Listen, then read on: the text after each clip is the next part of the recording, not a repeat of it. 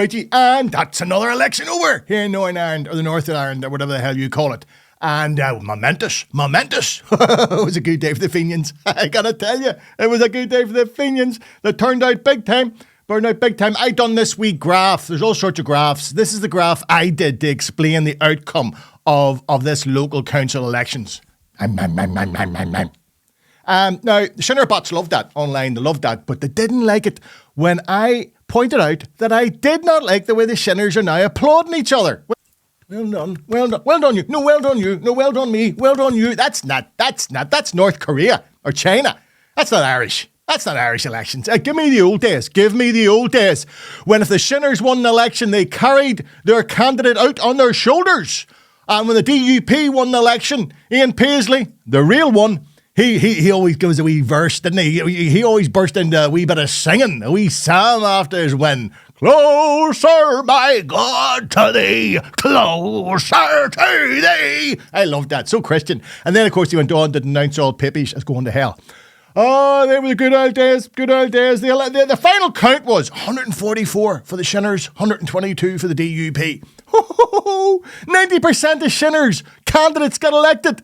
They could have put a donkey up and got elected. I didn't say it. I didn't say anything. But of course, the DUP were very, very quick out of the blocks to blame what went wrong. This is what Edwin Poots had to say. Something where I think for unionism, perhaps it's a wake up and smell the coffee moment. No, Edwin, that's not coffee you're smelling, son. That's not coffee. That's the smell of shite of your candidates who have been stuffed because you bunch were a pack of incompetent children who got bent over by Boris Johnson over Brexit. It got better. Ian Paisley, not the real one, is what Ian had to say about the result. So we have to inspire those unionists, get them together, pull them together, galvanise them, and get them all out in unity behind one large party. Isn't it strange Ian says that working hard for unionism and he's got a permatan?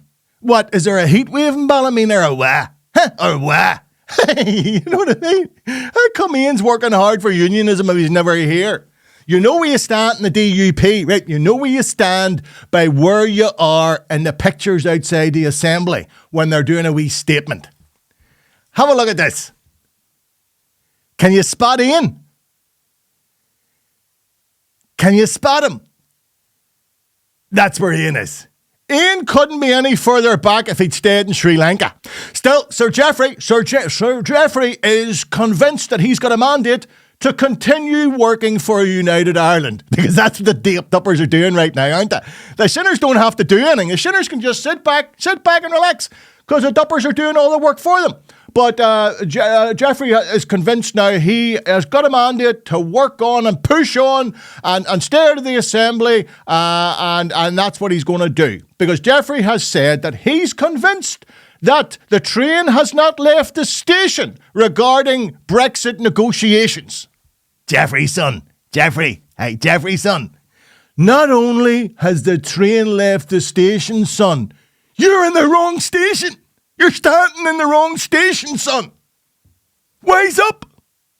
Here, something like 300 nurses we're not going to get. You see that there the other week? 300 nurses or whatever it is. They're not going to train 300 nurses because there's budget pressures, and I haven't got the money.